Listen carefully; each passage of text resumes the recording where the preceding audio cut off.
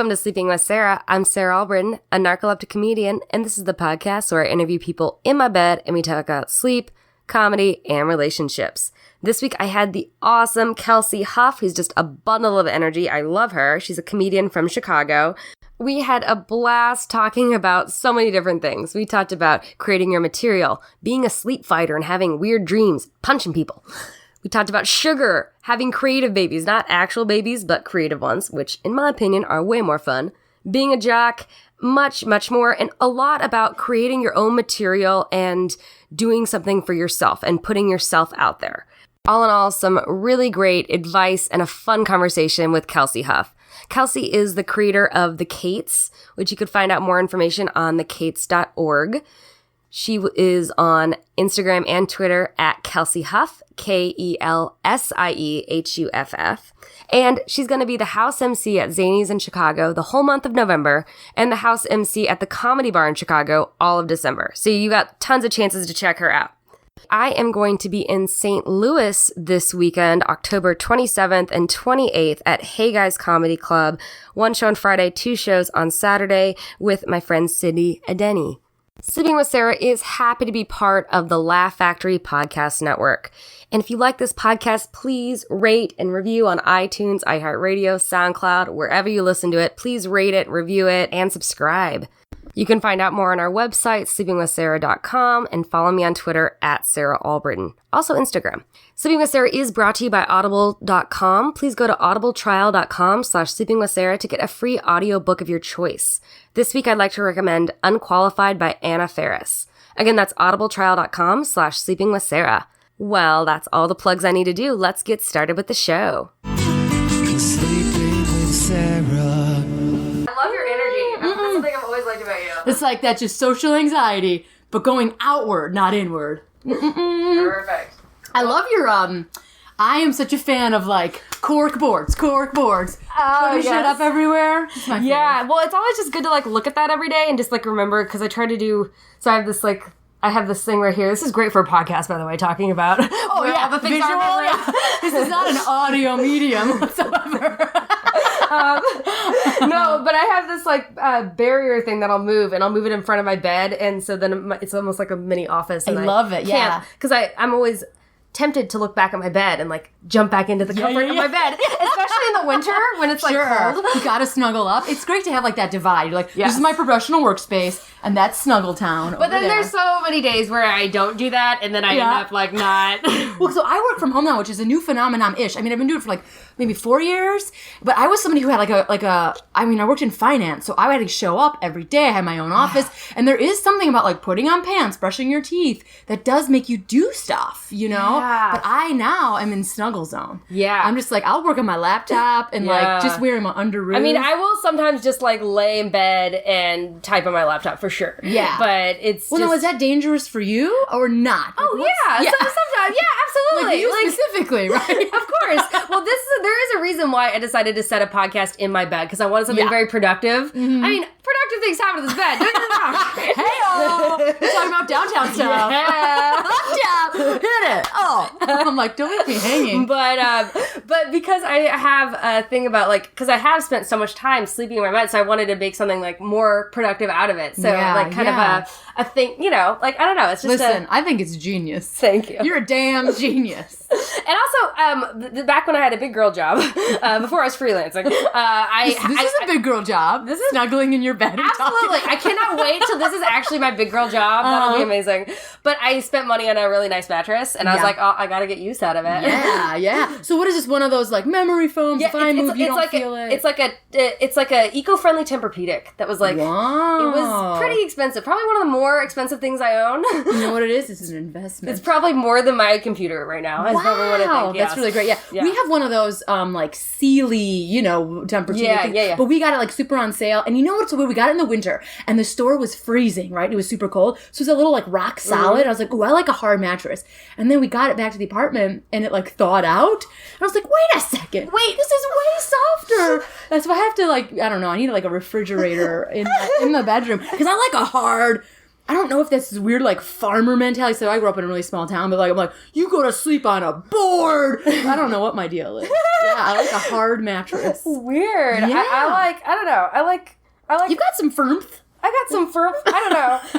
I can't describe. I should be able to be better about describing it, because someday I'd like someone to sponsor me and just, like, give me a mattress. Sure. Somebody give me a mattress, please. You know what? I should send you an email, because I watch all these, like, UK beauty bloggers, and all month they got these things where, like, you send a mattress to them and then you open it. It's like what is it called when you, like, super seal something? I don't know. It's not freeze dried, but it's like that. We should come up with a better name for it. Yeah. Yeah. But everybody was getting these free mattresses. What? I'll send you the link, because they should be sponsoring you right now. Yeah, someone should be sponsored. I can't get sponsored by Casper because I don't live in the right state. Unfortunately. We gotta move. Gotta move. I mean, clearly. So, how'd you sleep last night? You know, I had funky dreams. Ooh. I had a little restless sleep last night. Yeah. And I have this, every once in a while I'll go through, like, crazy dream mode. Mm-hmm. And I have, like, I mean, they're pretty scary. Like, I have, like, a lot of tigers, a lot of wild animals. And then it's, like, nature scary, and then, like, stage fright scary. You know, where I'm like, I forgot all my lines, and also a tiger.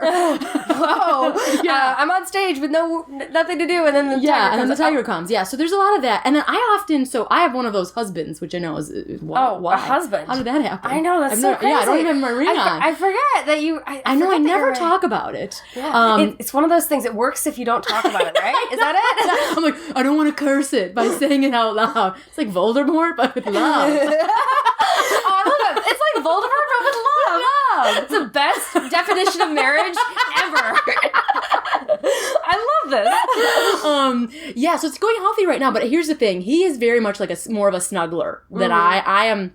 He's definitely more in touch with his emotions. I'm definitely colder and a little more distant, or like jokey, like, vulnerability, gross. So I have a tendency sometimes, and this is just me, I bounce from, like, bed to couch throughout the night. Like, I'm pretty restless, and I'm also a sleep fighter. So I kick and punch like a mother. I have talked to a couple sleep fighters. Yeah. Have you ever punched it, like, have you caused bruises to your, have you caused damage to your husband? Yeah. It's more on my legs. So here's the thing. I had a ACL surgery when I was in high school. I was a jocko. So I kick, because I have, like, snap and crack in I have, like, really tense legs. So I kick him more than punch him. I'm more like But, like, lower. have you ever, like, kicked him in the balls? Oh, no.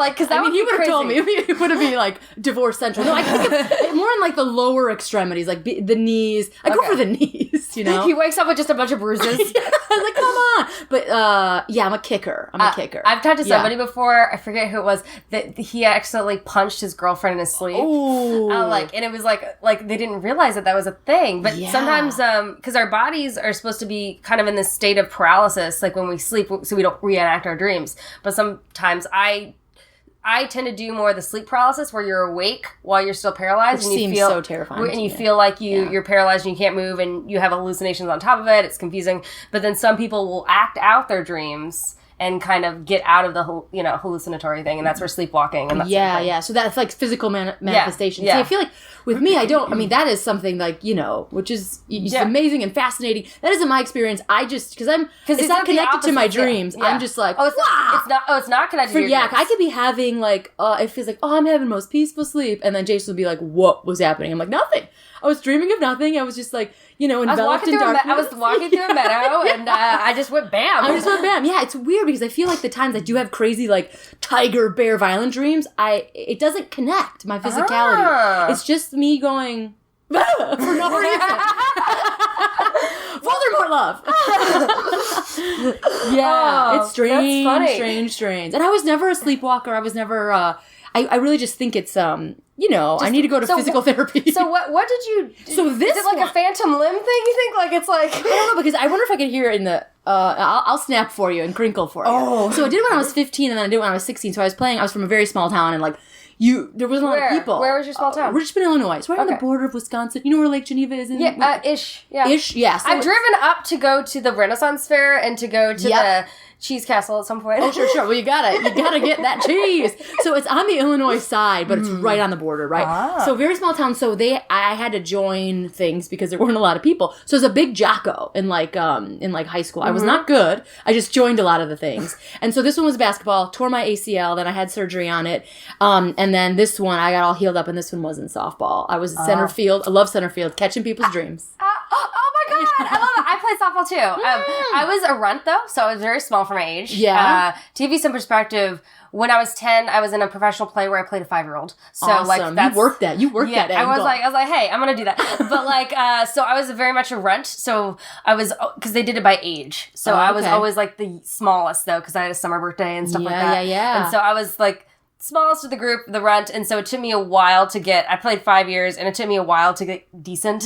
Yeah. But I did end up with, I started out in right field. Sure. Eventually got to center and second by the end of the 5 years. Right on. Well, that's progress right there. But here's the thing, were you fast? I was, but the thing is, I was also bad. I was bad at defense and I was bad at batting as well. But my mom was super jockey and growing up, so she would take me every day after school to the batting cages when it started. And by the end of the season, sure enough, I would get like 1 home run. And the thing is that because I was like the runt of the group, everybody would cheer because they know I tried so hard but it wasn't good. So I would get like 1 home run by the end of the year. I'm telling you. And it was like my Rudy moment. Sure. And I always like I always wondered, I was like, I didn't realize, because when other people got home runs, it wasn't as big of a deal. I was like, why did they cheer so much for me? Yeah, a Spirit Award. That's it. You got the Spirit Award. But here's the thing that I love about, like, you're saying, like, I'm a runt. Like, I'm somebody who occasionally pitched, not a lot. It's hard to pitch to smaller folks. The strike zone is smaller. You know what I mean? Yeah. Yeah. And you could have bunted. Like, I love to bunt. I was small. I was not small, but I was, like, just shorter. Yeah. I was very round, but very short. And I could bunt like a mother. And yeah. So, I miss softball. I played kickball as an adult, you know. Yeah. And I played a couple, like, softball games, but we never took it seriously. But it's been like, Well, in Chicago, too, I feel like the adult softball stuff is like 16-inch. Yeah. I'm not a fan. Yeah. I like the 12-inch. I like, that's just what I grew up with. You know what I mean. Yeah. Listen, we're jocks. Yeah, clearly. I know. But what happened to your feet? What happened to your legs? My legs, yeah. So what was it? I started, the left knee, the ACL, so that's the middle ligament. I tore it in a basketball practice. Lisa Peck was coming at me, and she was real good. Ooh, Lisa Peck, man. And she was like, a force to be reckoned with. A little violent, but I was pretty violent myself. So I was like, let's do this, Lisa. So I had the ball, and I was doing a shake and bake, which is like you kind of like, you're trying to fake them out, right? Like a little but the bottom half of my body stuck to the gym and the top went like that. Ooh. And I was 15, but I come from a bit of a hillbilly family. I knew all the swear words, and every single swear word I could ever think of just spewed from my mouth. No. And then my coach came over and was like, keep it down, and I bit his knee. I was in so much pain. I was like, don't tell me what to do. You bit his knee? His knee. Sorry, Coach Carter, but yeah, I bit his knee. And then the pain was intense, but then it was gone. It like fizzled away. And I've never broken a bone, but that was like the only... You've never broken a bone? I've never broken a bone. But then when I went to get the MRI, bone actually tore off. Like I ripped it so bad that it like...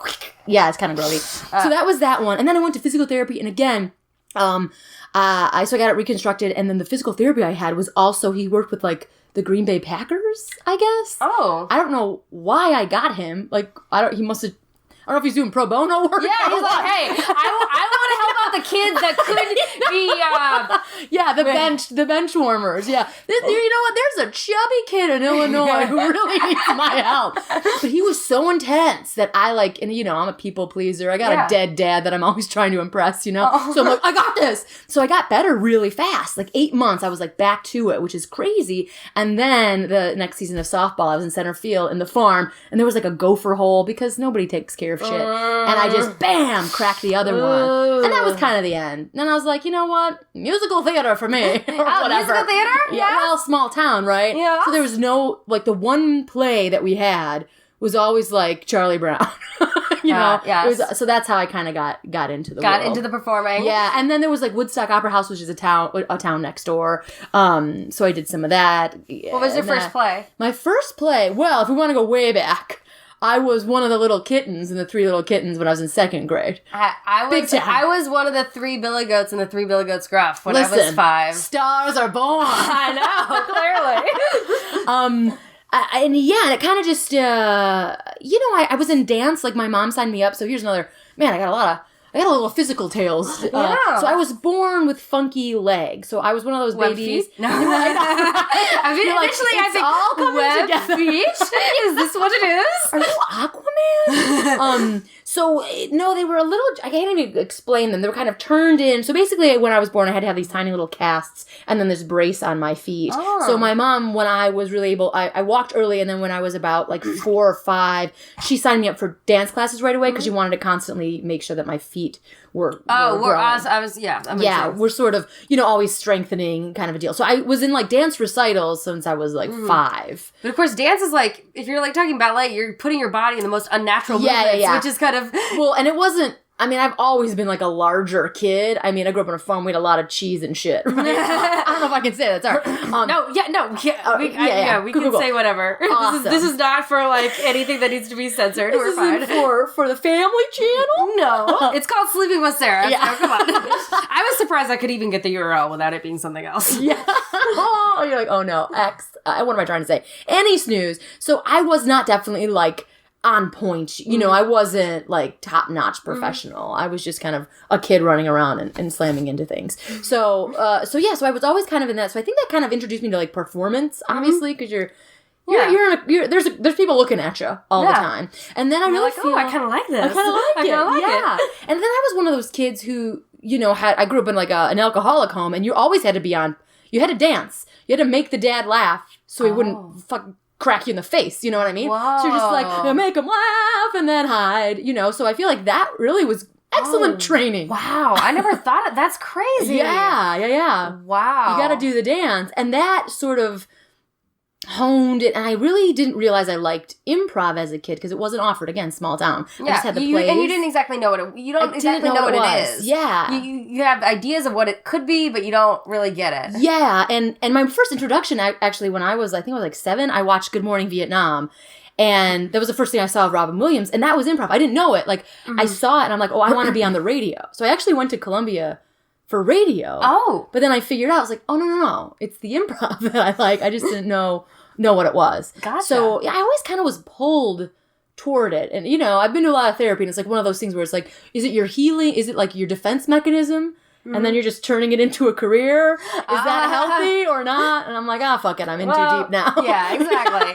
I mean, if it makes you happy, I'm about like, things that bring you joy. If it makes you happy and it brings you something and you're putting other things out in the world, it's good. Yeah. Well, so how about you? I mean, clearly it brings you joy, like comedy. That's why you do it. Yeah. I mean, I've been performing plays since I was like a kid. Yeah. And then I went to serious school for theater, Meisner type school. Oh, sure. But then, so I was but because it was at NIU, it was not too far from Chicago. So I would come on the weekends, and when, like on Sundays, we didn't have rehearsal on Sundays, which was great. So I would come and take IO classes, and then I took Second City Conservatory classes. Gotcha, yeah. And so I was doing that throughout college while I was like there. So, gotcha. So, and then I spent a couple summers here. So that's kind of what I was doing, is trying to, because like, the school was very intense. It was great, but I was always in super serious roles. Like I was a heroin addict. I was like died in a prison. Yeah. I was like super emotional. Of course, that's what I get for using like Sarah Kane monologues. Like you're like, I'm kind of putting it out there.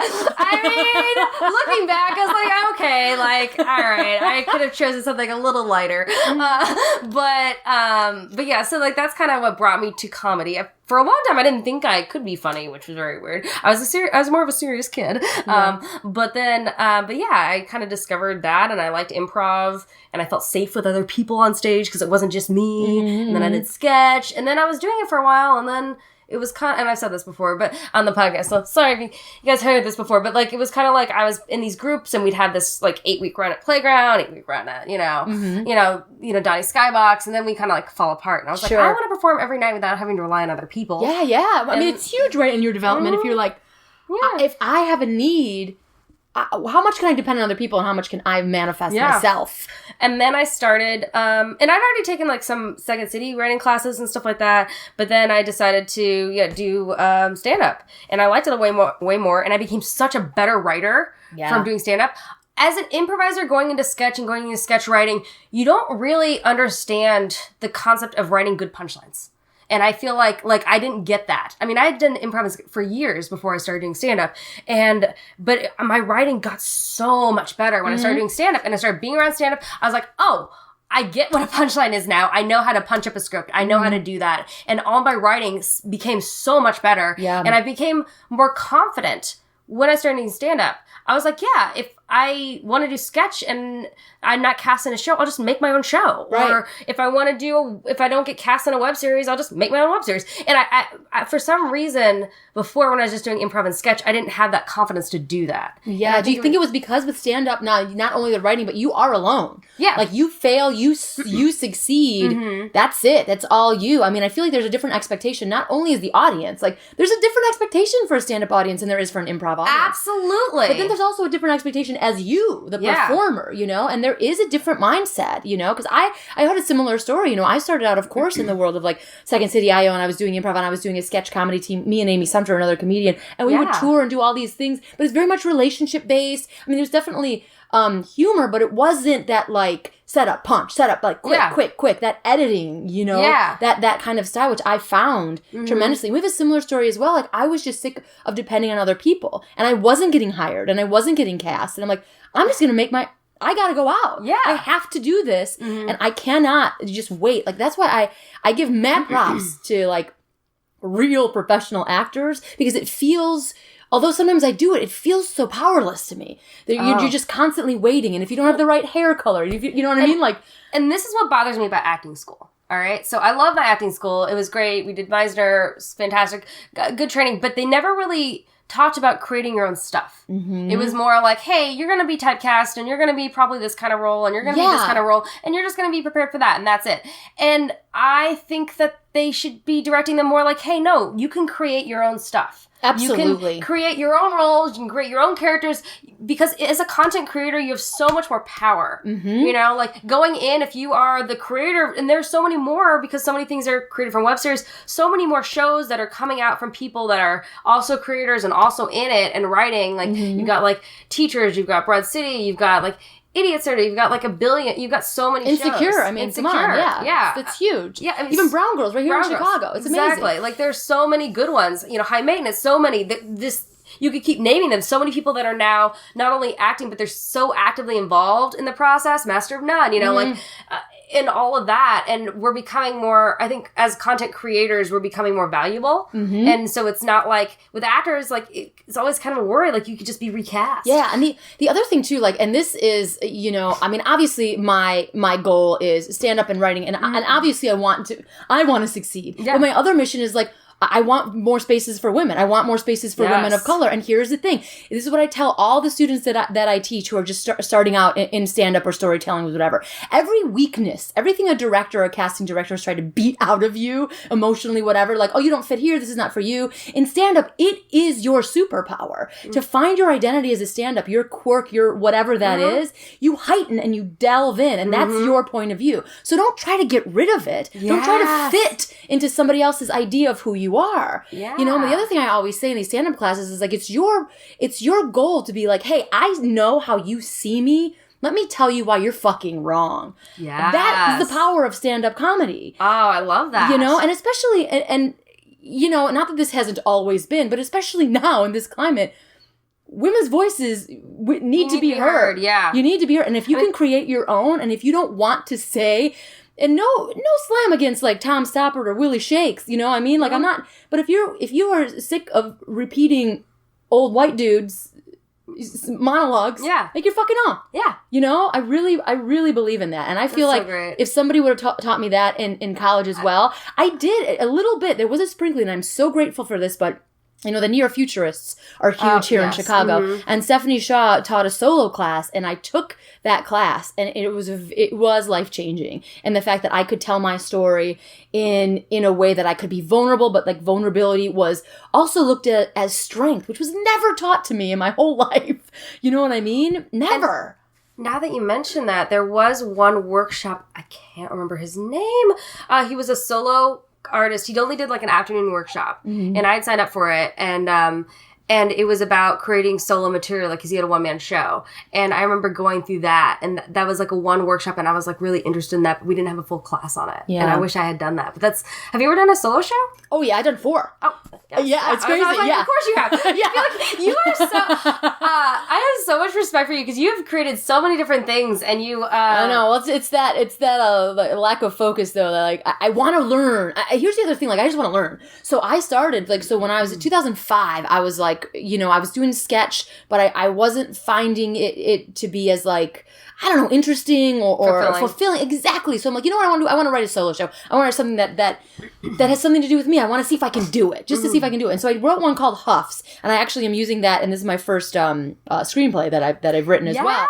And you've written a screenplay? I've written a screenplay. Congratulations! Oh my God. Michael McCarthy, which you work with at POV, right? Yeah, so I took there's an annoyance class. So you took the 16 weeks? I took the 16 weeks class. I told him the other day, I was like, 16 weeks. Like, I don't remember the last time I committed to a relationship for 16 weeks. I don't know how I could commit to a class for that long. Yeah, it's a doozy, but and he's so great as far as like doing that like daily practice thing, like obviously he's gone through the program, the old AA, and that's where that whole board thing is like kind of creating your sacred space of writing and like inspiration and that sort of thing. Yeah. Full circle. Yeah. So the solo thing was just something I loved to. I just wanted to explore. I just have those challenges. I'm like, I see if I can do it. And I did it, and I loved it. And I wasn't even doing stand up at this point. So my journey was like sketch, improv, and then a little bit of solo stuff, and then eventually stand up. Because my great idea was like, well, I'll take my 15-minute stories about my alcoholic dad into these bars, and they'll love it.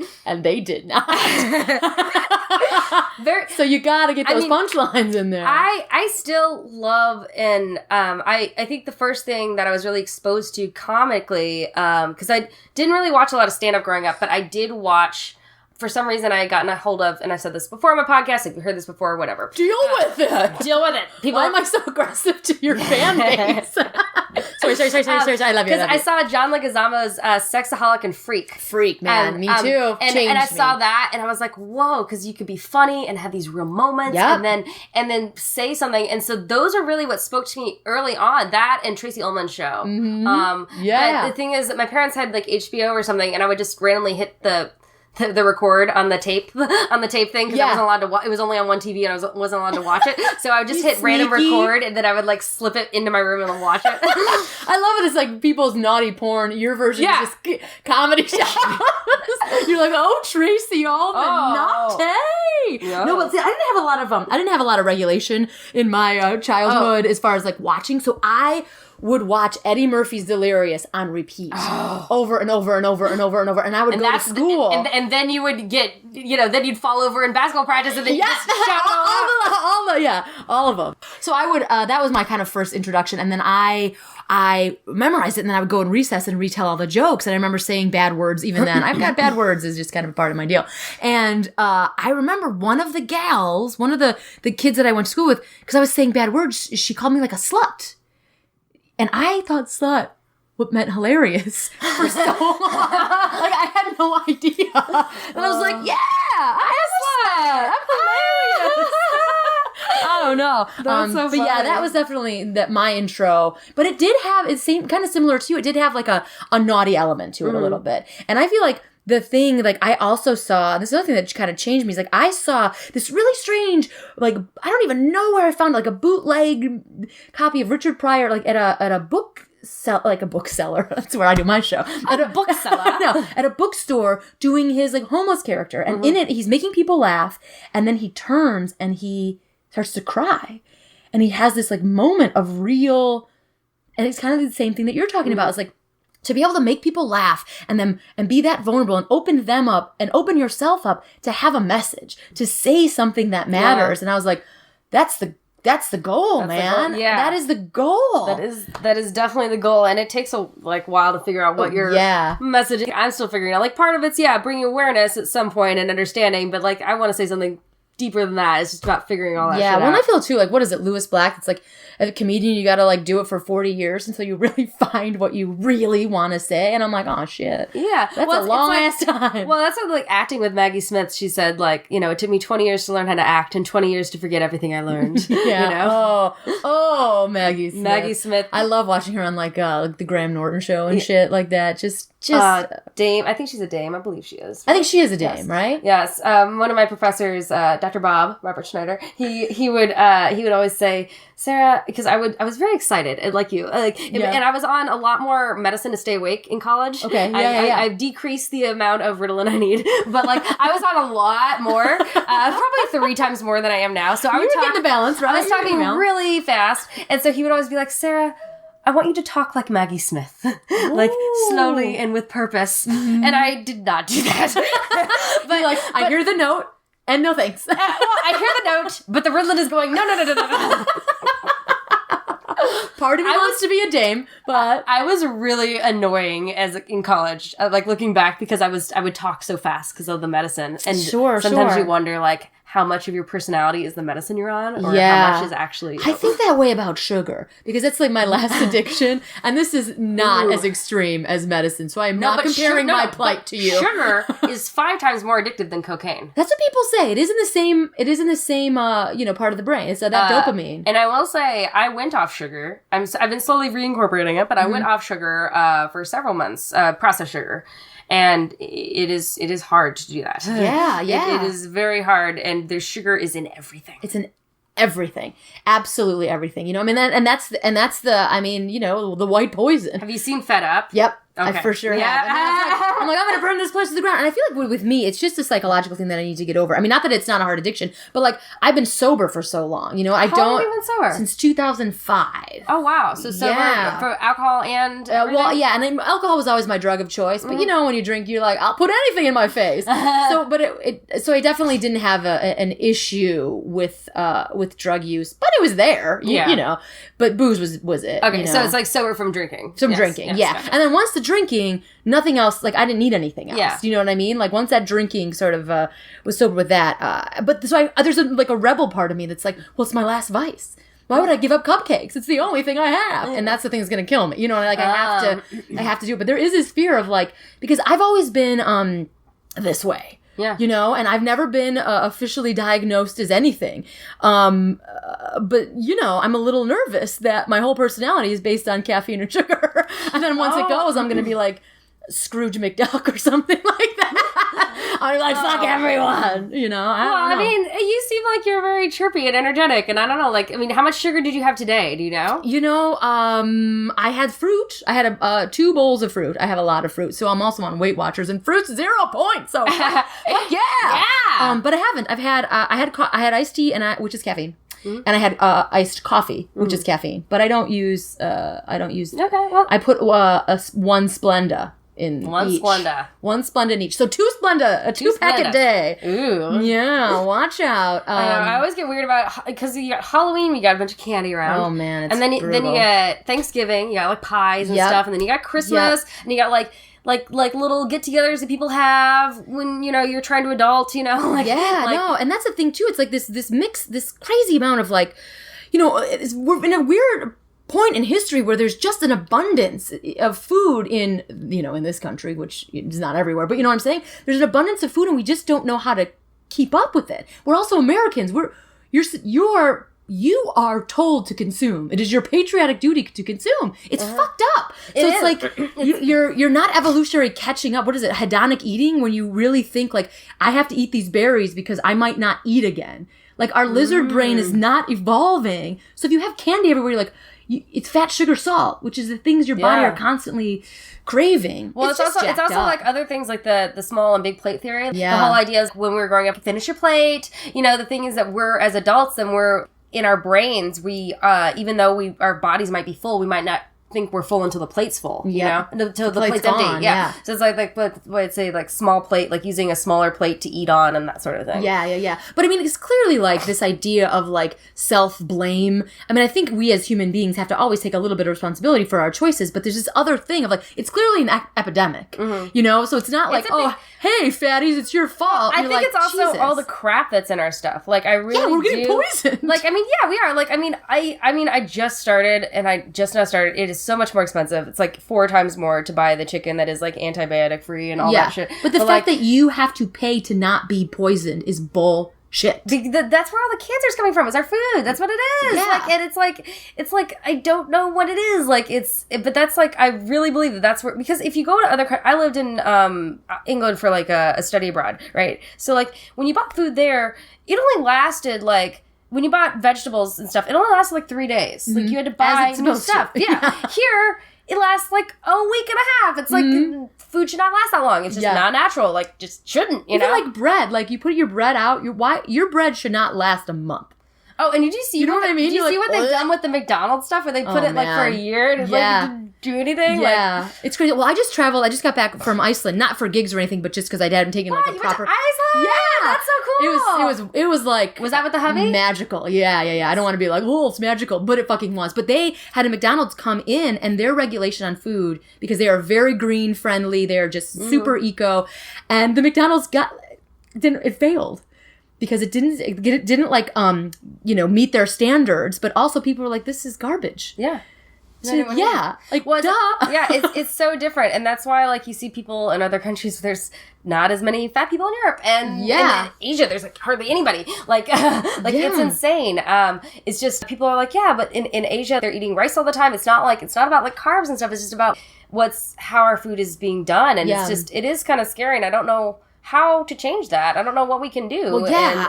Other than, like, have people that have their own farms and, like, Yeah, and it's really tricky, too, is, like, I do feel, it's, like, and I think this is kind of, it's not just food. It's, like, all of these sectors in our country, it needs to be balanced. Like, right now, it's all about, like, it's making that dollar. I mean, it's part of our culture, right? Like, consume.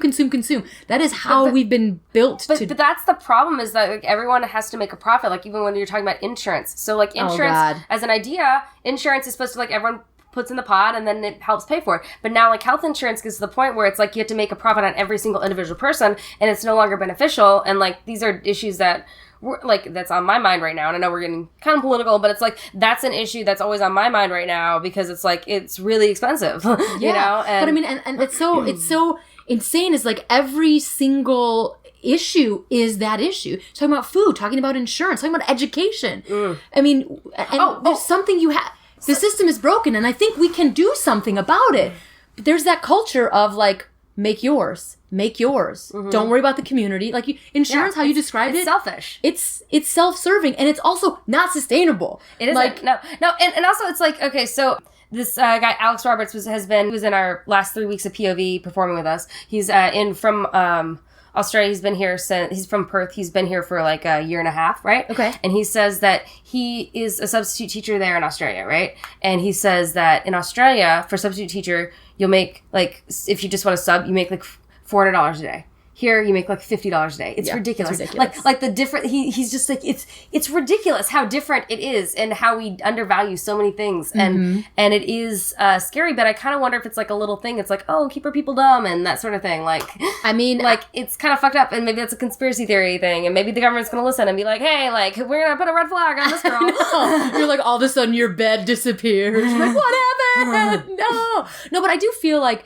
I don't know, and I think that the reason, like, and I also just talked to Samina. She did Simmer Brown, you know what I mean? Yeah, I just and she's running for office. She's running for Congress. That's so cool. And I think maybe that's why it's like on a thing on my brain. It was like, there is somebody, and this is in all of us, I think, to an extent, who like saw something wrong in their community. It's like, I'm going to do something. Now, maybe it's not you like running for Congress, but it's like, I've shifted what I want to write, what I want to talk about, what I want to do. You know what I mean? Well, like, I want to help her out. Community has always been important to me, and I feel like we are not as powerless as we think we are. Well, I actually think that comedy really does, and something I am really attracted to comedy, I think it really does create social change. I think it is a strong way to do that, because instead of being on like a soapbox or anything, like, it's actually disarming people with laughter, and then they actually think about it. Yeah. Like, I really think that a lot of things like for example, like Modern Family, back when that first started, like showing a gay couple and like having normal arguments that a straight couple would have, and that being in the homes of every television show. Right. Like, that was the first time it was really like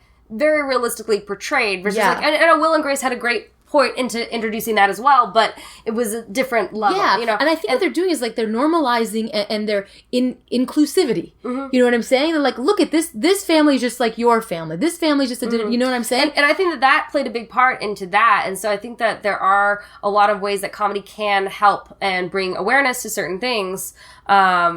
And it's super, super important. And I try to find different ways to do that as well. Because there's, a lot of things that are clearly important. I think invisible disabilities are very important to me because I think disabilities in general, like, yes, they're all important, but I feel like when you can't see it, people just assume you don't have it. Mm-hmm. And I think that gets a lot of discrimination, and people just think, oh yeah, like, why can't you do this thing that's normal? I was like, well, like, it's hard for me to wake up, so I come to work a little bit late. Well, like, set more alarms, like, just do that. And it's like, it doesn't work that way. It doesn't work that way. Yeah. And so it's like about, I trying to find a better way to, like, bring awareness with that. It's like, it is interesting, but, like, by telling your stories on stage, I think it also shares and helps. Absolutely. And, like, even with, anything. I do think so. And I think, like, everybody's story, the other, for lack of a better term, like, it's not being heard. Mm-hmm. How do you make people listen? Instead of, like, screaming on Twitter and Facebook, well, how do you humanize your story? And I think comedy is huge. Like we were just saying with Richard Pryor, you suck people in, mm-hmm. you get people's guards down with laughter, mm-hmm. and then you say something that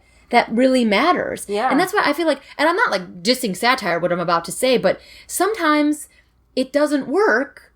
It's not as vulnerable. Mm-hmm. You know what I'm saying? It's sort of like on the attack, which sometimes it does work. I'm not, again, SNL, I'm not slamming on you, but there's another form. There's a strength and vulnerability in comedy, and really getting your identity, clearly getting your point of view across, and reaching people who might not have been reached before. And isn't that the fucking point? Yeah, you know what I mean? Yeah. And I think that's totally the fucking more, yeah. Yeah, and again, and I feel like, oh man, I feel like I talk about this stuff like, wow, you're really getting pompous about your fart jokes. You know what I mean? But I do feel like there's something. Well, you gotta have a mix of the fart jokes and them, jokes that say stuff. Like, you gotta. I mean, and I'm not somebody who is, like, I'm pretty sure, like, if you actually see my comedy at the moment, anyway, it isn't super political. But I do talk about what it's like to be sort of a not, like,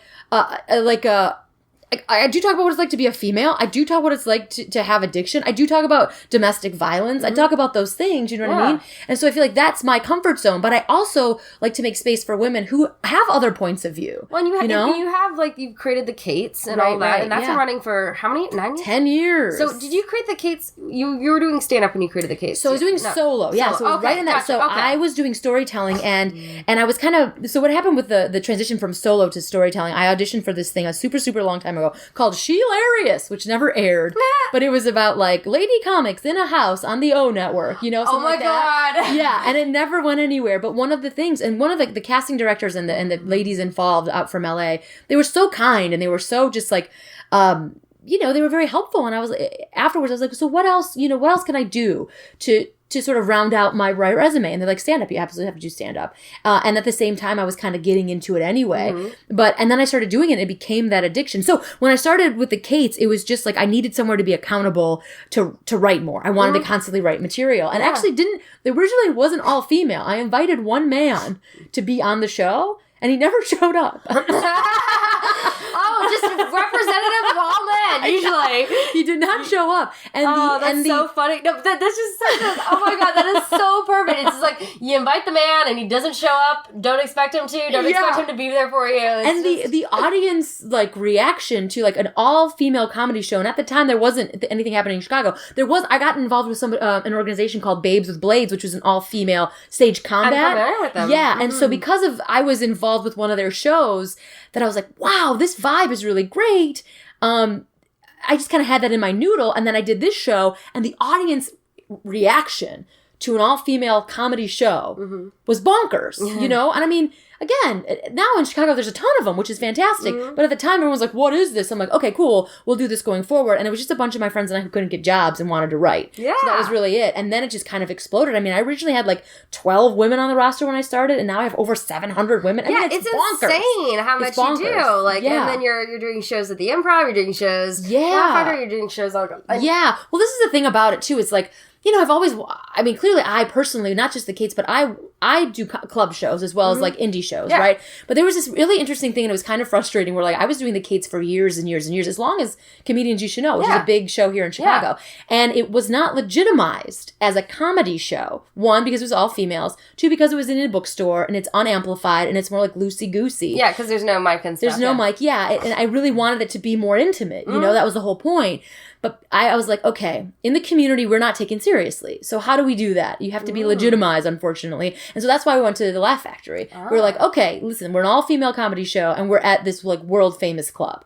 And then people in the comedy community were like, oh, wow, you guys are a thing. You're like, yeah, dude, we've been here for 8 years. Yeah. But, and I'm not trying to be frustrated, but it is a little funky that you have to do that. So now with the in this year, we're on maintenance mode a little bit. So the goal is to again, we're doing the show at the Improv on October 12th, and we're going to do some shows at Laugh Factory in the future, but not as often. So the reason why that is because, and I don't know, kind of want to pick your brain, as people say, about this. I was getting a little torn between being a producer and being a performer. And I was noticing all my time was going into events. I was like, okay, let's promote this event. We got a network. We got to do the press for this event. I got to do this for this event. And then I wasn't writing, and I didn't I'm doing all old jokes all the time, and it wasn't that balanced. So I met with the cast, and I was like, I need to maintain what we're doing and not grow, because I think I can serve the world if I where's my voice? That balance was really tricky for me. Yeah. And how about you? I mean, you're doing 1,000 things. Yeah. So actually, what we did was we put Secrets on hiatus. So that was kind of what I had to do with that, because we didn't have the time. So, the big thing was the web series this summer, and producing that and writing with that, creating with that. So that was huge for me. And so, then I'm still working on that post-production, but it's not as much work doing the post. So then, and then I've got this podcast, and then the POV that I do. So there is a lot of things I am doing, but I was realizing that Secrets wasn't the amount of attention I needed to keep it running the way, because we had to write new sketches every month. So now Amy Nico Schwartz and I are still going to still doing something with that first Tuesday room and Elbow Room, but it's going to be more like a standard show where you kind of book people and have it's less work in terms of that. But there's still things I want to do. I still want to bring Secrets back at some point, but it's just that's kind of what I had to do. I had to make a decision. I was like, well, these are the things that are POV is getting really exciting, because we're going to have a 6-week Saturday night run of the best of. Cool. At IO. So that'll be really fun. Kind of the end of the year review of our best political sketches. And that's I'm really excited about. And the web series has been huge. And then this has been really great. Yeah. It's fun. This has just been a fun thing to do and to get to know other people. And so it's I'm trying to find the things that are the most valuable at this time, you know? And then also writing. I have my writing partner that I meet with, and we're trying to write, revamp another pilot we wrote, and then work on another spec before the fellowships are due in the winter. January they start. Yeah. So we're trying to just keep upping our portfolio and that sort of stuff. So it's a lot of things I want to do, because I want to do this full time. And I am freelance producing right now for a small media company, but it's not full-time yet, but so I'm trying to get to that. That's so many things, right? It's a lot of things. It's a lot of things, but I feel in the middle of all of that, you're okay, what is my goal? What do I truly want? Because and then focus towards that. Okay, so what is POV doing for me? Yes, it's checking all these boxes. Yeah. So I'll continue to do that. What is the podcast doing? It's checking all these boxes. So I continue that, and I have to have a quarterly revamp, because I'm somebody who gets excited and I'm very enthusiastic, and I do to bring my light into the world. But I was noticing that I was just getting depleted. Yeah. I can't shoot my light everywhere, which is a gross phrase, but you know what I'm saying? I have you're only one person. Yeah. And you do acting and you do auditions all the time. Yeah. And there's other things I want to be able to do more auditions and hopefully so it's just it is this weird balance of trying to figure out where your time should go. Right. And it's figuring that out. And I'm still trying to find that balance of, of where that time needs to go. Yeah. I've been very good, because having a writing partner helps, because we have to schedule hey, twice a week we're meeting to do this and this. So that helps in terms of those writing sessions, but the rest of it you kind of have to cobble together on your own. The other thing that I was noticing, especially with the Kate's cast, is I have a tendency to multitask to a fault. And I was noticing that all these other women were starting to do a very similar thing. And so we were not writing, we were not being seen in the world, we were more behind the scenes. And I was like, whoa. Yeah. This is problematic. You know what I'm saying? These things that we're all trying to do in this sort of we can do it all mentality was actually harming how we were being seen in the world. And I think one of the things that you need to do as a female with a comic voice is to be out there. Yeah, to be doing more mics. To be doing it, to be seen, instead of, not that there's anything wrong with being behind the scenes, but if that's what not. But you have to be out doing the mics, doing the shows, getting out and being seen more. And I totally agree. And taking up space in the world, you know, Because I feel like a lot of them, including myself, were like doing like press and doing all these behind the scene things. I'm like, I don't know. There's something that seems... Because there aren't a lot of, like, I was out a lot of mics this week. I think I went to, like, 7 or so mics, like, a decent amount of mics, and there weren't a lot of women I saw. Like, there's not, it's really interesting, because I feel like most of the mics I've been to lately have been mostly men, like 20 men and maybe a couple of them. And it's really interesting to see that. And I don't know if it's, like, certain rooms or whatever. Yeah, the other thing that I'm noticing, too, and, like, I know I get shit for this sometimes, but, you know, like, what's happening is, like, mics... Ladies go to certain mics and they go in groups because they feel more comfortable, right? And I feel like you got to do that. You got to get comfortable. You got to find your nest. And something with the Kates is like, I'm there because that's your nest. That's your anchor. But then you do have to go out into the world. Yeah. You have to go out.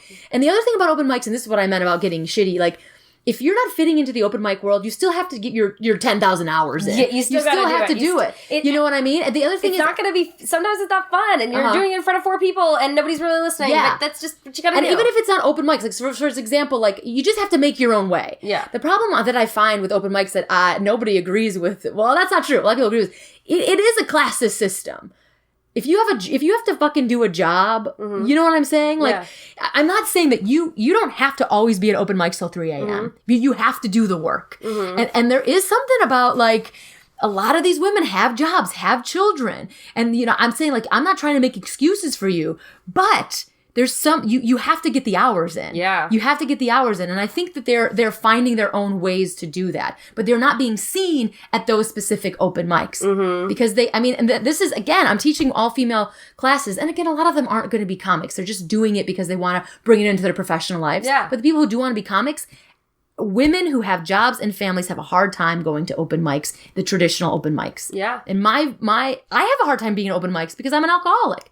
I can't be in a room with that much booze for fucking 4 hours. It's not good for me. You know what I mean? But that doesn't mean I'm not doing the work. That doesn't mean I'm not working on material. I'm not getting out in front of an audience. There's this strange balance. And I know, like, the scene itself doesn't enjoy that. But here's the thing about art. You need to find your own path. And if that path doesn't work for you, that doesn't mean you quit. You don't let fucking anyone tell you how to do it. Yeah. Don't let anyone tell you that if you're not going to 17 open mics a night, that you're not a comic. Yeah. You find your own way. That's... I'm getting all sweaty and riled up. I'm getting all riled up. So, I mean, but it is, like, and there's other people that have other challenges, like people that aren't 21 yet, that are still trying to do stuff, and things like that. So there are, thankfully, we do live in a city that do have a lot of mics that aren't. Yeah. But even think about things like in LA, like the Nerdist, right? The whole, you know, that whole room, you know, the meltdown, or, you know. Yeah, that has a different kind of culture, right? Nerd melt, sorry. Because I think the reason that was created, I believe, is because Chris Hardwick, he's also sober. And he wanted a place that they would have comedy every night of the week that didn't have alcohol, or, you know, you didn't have to have a drink. Yeah, there was not a bar staring at your face. Yeah. And that's part of the reason that was created at the back of a comic book store. You know, and that has grown to become a huge thing because that's where they have the Nerdist podcasts and all that now. Right. And if you've ever been there, it's just like that's a cool way to, like, have created something where you don't have to have a drink and you don't have to do that. And because I know a lot of comics that are sober, and what I like is that what I love about comedy is that everyone is, like, very open about their situations. It's like, yeah, I'm sober. You know, yeah, I'm vegan. Yeah, I'm going through some shit right now, because we all just tell it, you know? Yeah. But I feel like we're way more understanding. It's like, oh yeah, you're sober, no big deal. Like, than, like, someone if you're, like, out with friends you hadn't seen for a while from college. Right. You know? Right. It's a weird thing. Well, I think we live in that really, like, open, vulnerable space. The thing, like, you're supposed to, like, tuck away as a shameful secret and knock it in the back of your brain forever and not talk about it and hush, hush, hush. It's the whole job of the comic to shine light on those things. Yeah. You know? I feel like it gets tricky in the comedy scene when you actually have a problem with the scene itself. So, for example, in Chicago, you know, when there's, like, when people are drugging women, or, you know what I mean? Yeah. Because then all of a sudden, it's very much like a nerd culture in that way, where it's like, I've found my thing that I love. And even if it's flawed, and if you attack it, I'm going to protect it, because it's the one thing I love. And you're like, well... It's a little more nuanced than that. You know what I mean? It's a little trickier than that. And then you see people, like, defending it. You know what I'm trying to say, right? Yeah. It's very complex and complicated. Yeah, and it is hard too, because it's like different people and also people in different stages in their career, how long they've been around, and like, and there is like, I mean, I think there's a sceney aspect to every, you know, comedy scene, but like it does feel that way. So, you know, it is a weird thing sometimes, you know. Yeah, and I feel like you have to just come at it with like understanding and love. You're like, okay, you know, you found something that you love, and then somebody tries to put a little crack in it. I understand that you're defensive about it, but look at the grander picture. You know what I mean? Like, and I feel like if you have those conversations with people and don't yell at them, you know, and get them defensive, you know what I'm trying to say? I feel like that there's a solution. I think the big problem is Facebook with a lot of that, because people take Facebook. Sure. People totally take the texting. The if it's anything typed, it's like, I'm so bad with that stuff. Like anything typed, people just take out of the context of their mood at the time. That's what it is. If they're in a bad mood, they're going to take it in a snarky way. Yeah, like, and that's just the way it is. There's no nuance with text, and that is, and you know, I mean, that's, you know, why you go with emojis and gifs. You know, like that is what you do. Yeah. If they're confused, here's a silly dancing cat gif. You know, but that's just.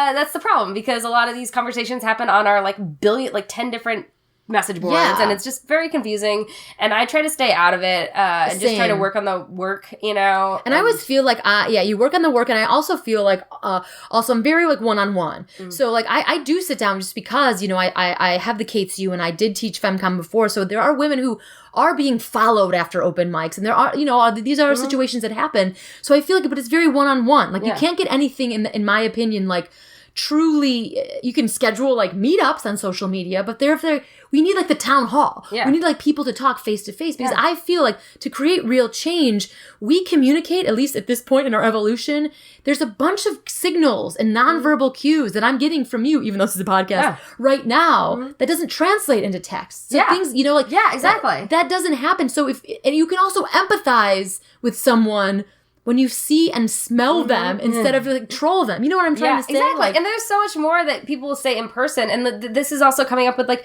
the stuff going on with Harvey Weinstein. You know, like the fact that the people have been talking about it for so long, but it hadn't been public. And like, it's like stories about that. And I'm so glad that people are finally feeling stronger to be able to come out about these things. But it is still like a weird thing in the industry overall, like all these people that have been doing this for so long, and like people are, it's like, oh yeah, we all knew about it, but nobody said anything. And it's like, well, yeah, I mean, as somebody too, and like, again, like, I think it's all translated into like the family dynamic. Like that happened in my family. Like everybody knew that my dad had a problem and was like a fucking lunatic, but nobody said shit, you know, for years and years and years. It's very frustrating. And one of the things I love, and I, actually, Sherry, I don't know if you know her. She does stuff, musical theater stuff with Second City. And she also works with me, the KTSU, and Hand Her the Mic, which is this thing that Samina does. And we go to like women's organizations. So we just were at UIC, this thing called Notice. And there's something that she mentioned was something that the women in the Obama administration did, right? They had a pact that was like, we always have your back. So we will always co-sign on what you say. So at a meeting, right? If a woman stood up and said like an idea, the other woman in that group was like, I second that. I got your back. You're heard. I'm here for you. You know what I'm saying? Improv, got your back. I got your exactly. Right? That's like, exactly what it is. Yeah. But you know what I mean? Like, so saying that, and I feel like that kind of dynamic is happening more and more with like, and that's with allies. And that's so fantastic. But I think that part of the issue is like, in media and things like that, portraying, like, I think, like, we're grown up kind of, like, thought that we need to be competitive with each other in so many ways, you know? And I think that that's almost something ingrained culturally in us, that we have to feel competitive towards other women. And so that's why I think, like, things like that are so important. Yeah. To show that, no, you don't have to be, like, sorry, like, Yeah. like, well, and I think that's one of the giant things that we've been trained or what we've been told to do. And yet my personal experience, like the catty ladies, you know, like the Real Housewives and like all that sort of, you know, traditional media. But in my life, in my interpersonal life, I have women lifting each other up all the time. Now, of course, there are exceptions to that rule. Yeah. Because women are humans and women can be flawed. Shocker. You know what I mean? Oh my gosh. We have ego. And we have feelings. And, you know, half of us are on birth control that's affecting our hormones. Yeah. It's terrible. I mean, oh God. And also insure it. Yes. Give it. Yes. Insure it. Or make men take them. Like, I think that if they're going to. It exists. They've got the male birth control and they're like, oh, I can't fuck with this emotional shit. Oh, yeah. Now think about how many ex-girlfriends were really crazy. I know. Well, that's the other thing, the hysterical woman syndrome. Like, no wonder we're hysterical. There's no way we can win. You know, you're fucked if you do this, you're fucked if you do that, you're a slut, you're a mother, you're a whore. Well, No, we're well-rounded humans. Yes, we're regular with people. With flaws in people. Like, we're just like you. Like, we're just like you. We just happen to also have tits sometimes. Yeah, I know. You it's so weird. And I'm just, there's so many things, I think. And I think it is really important for women to be doing more, and I think that's really cool what you've been doing with that and growing that base. Yeah. And I feel like there is, it is challenging sometimes because I do feel like people are there is an ingrained way that you feel like you have to be. But I really do think the only way to make space for all of us is to lift each other up. Yeah. It's just the way to be. And also allies, like I feel like there's this idea that having female shows or having female spaces is anti-men. That isn't it. It's just sharing the space. Yeah. And if there are, dudes or people who identify as male, they're welcome to the party, yo. Yeah. And also, women of color. There's another thing. Like as a booker of women shows, there are women of color out there. Yeah.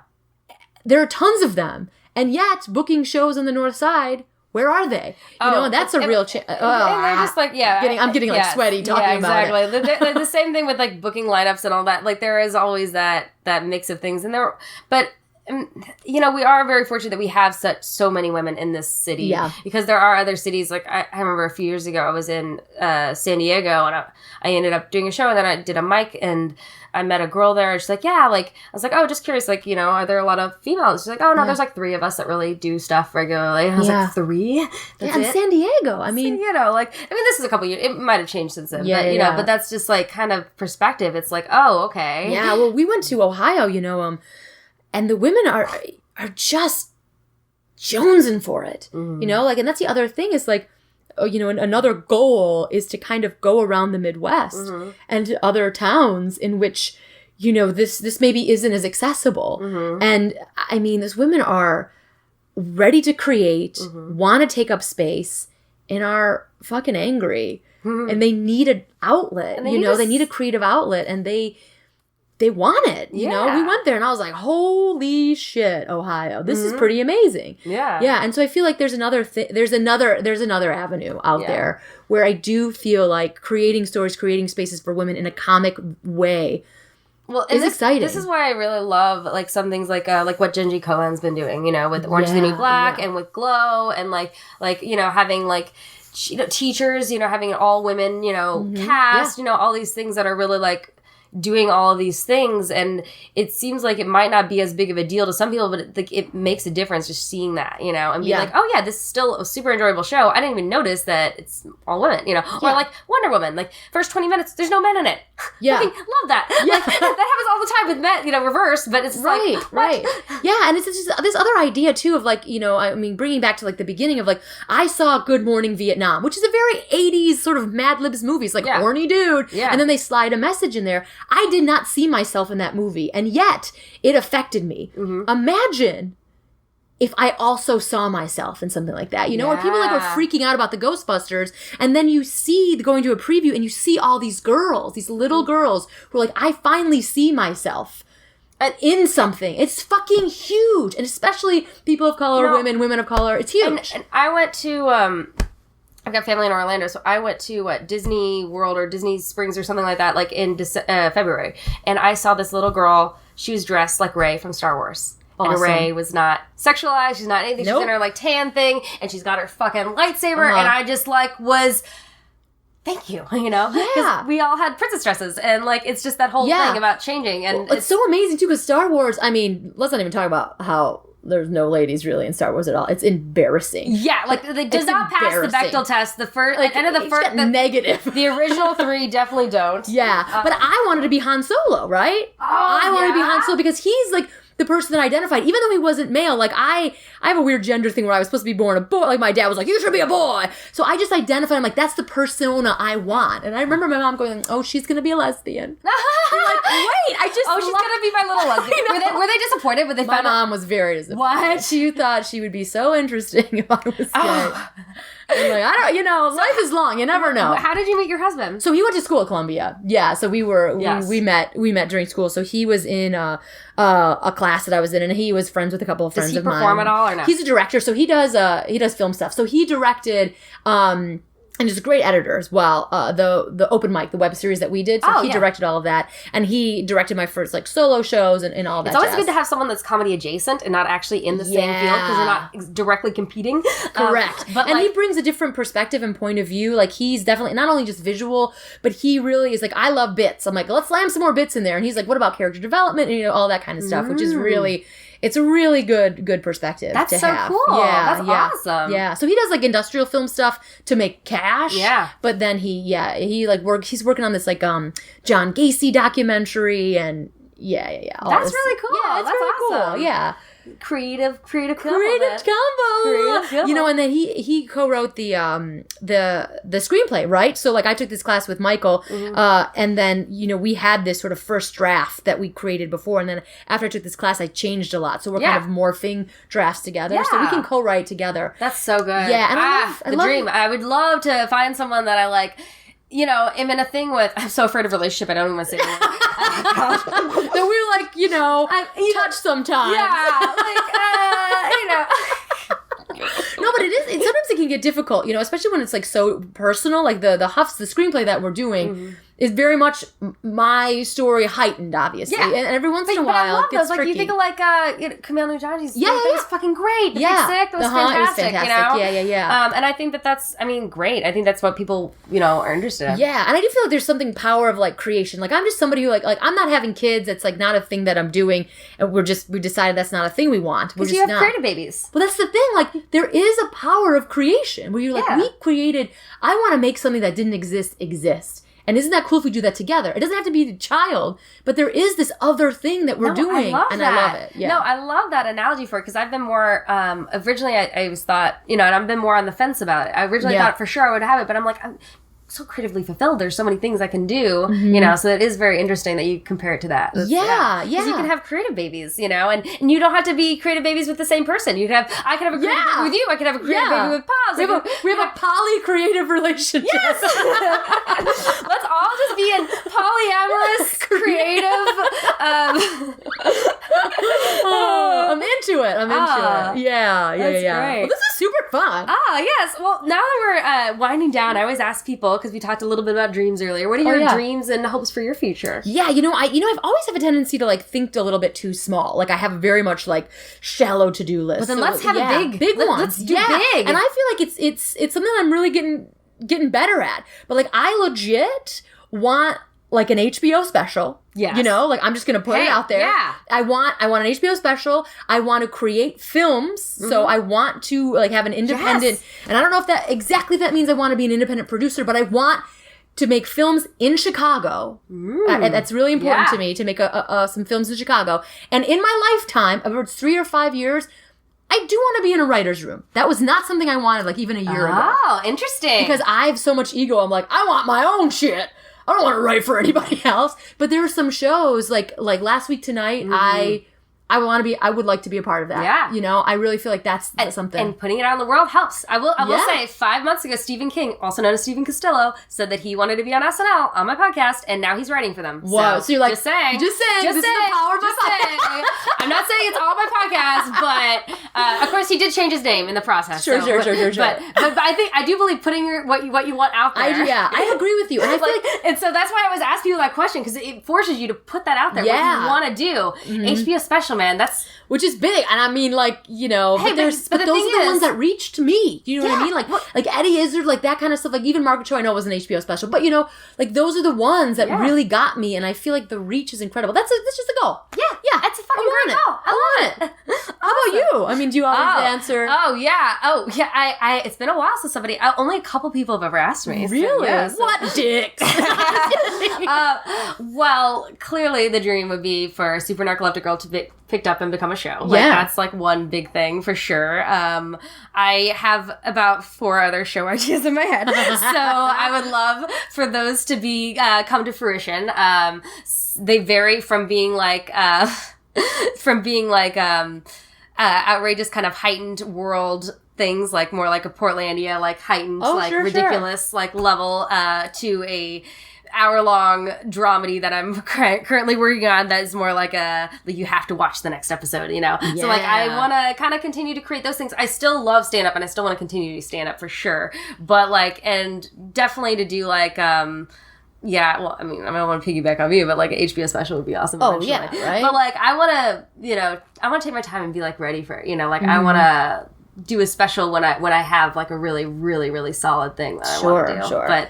And I want to perform all over the world. I fucking love traveling, so I want to perform everywhere. That's awesome. Yeah. But those are great goals. Yeah. Great dreams, right? And, like, obviously, like, a writer's room, too, would be awesome. Like, so many things would be fun. Like, yeah, the writer's room, to me, seems like a challenge because, again, like, you working with a writing partner, I have sometimes the dynamic of, like, a group dynamic, it's tricky for me sometimes. I've worked with one other person. I haven't done, like, a whole group. So that is also different. And every writer's room is very different from what I read a lot about it because I'm a nerd. Yeah. So, like, studying up. Every writer's room is kind of different in how they work and their dynamic. And with POV, there is, like, a kind of a brainstorming session, like, writer's room that we'll do sometimes. And some people collaborate and some people, like, go off on their own. So it is different, but I think I love having other people because I tend to sometimes second guess myself or, like, you know, like, so I just like another person's opinion. I'm like, hey, is this sound good? You know, like, is this funny? Because it's really funny to me, but maybe it's just not.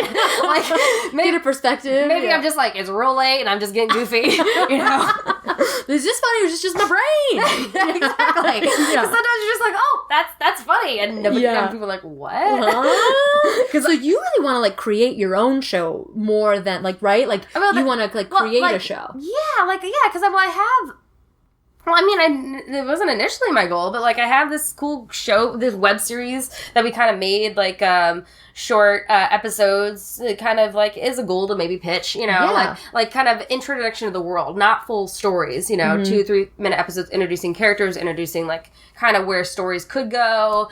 You know, the dream world to maybe, like, pitch it or whatever. So we just kind of created it as, like, a fun thing. You know? Is there a network that you, like, if it didn't matter? Like, I really like Comedy Central. I think they're really great. They seem to like female duos, and I like what they're doing. Yeah. I think it would fit a Comedy Central. FXX would also be good, or FX, and what else? I think maybe IFC. I'm not sure about maybe TV Land. I don't know. They seem to, you know, it depends on where, you know, but, like, Dream would be, like, Comedy Central probably. Cool. Yeah. Cool. That would be that, but, you know, like, I'm just happy to create something fun and maybe people pay attention and maybe I could get, like, a writing agent out of it or something. Like, that would be dope. Like, I'm not, like, expecting it to be like, hey, I'm gonna move to LA and we're gonna film our series next year. You know? Like, I'm realistic in my expectations, but I think what we created was really fucking fun. Yeah, which is great. I mean, that's, like, I think you have to have that passion also to, like, be like, no, I believe in this. Oh, yeah. Like, I believe this is gonna go somewhere. And you know, maybe it's not, like you said, leaving to LA tomorrow, but, like, I believe that this will be something. Yeah. You know? I feel like that's at the very least, it'll, like, bring some more awareness in some ways, and some people, like, will be like, okay, this is funny and realistic and fun. Yeah. I love it. I don't know. Well, if I had $1 billion, I'd give it to you. Well, thanks. If I had I know I'm using my old-timey voice. I like that. It's so sad. You don't hear old-timey voices of women because they weren't allowed to speak then. Ouch.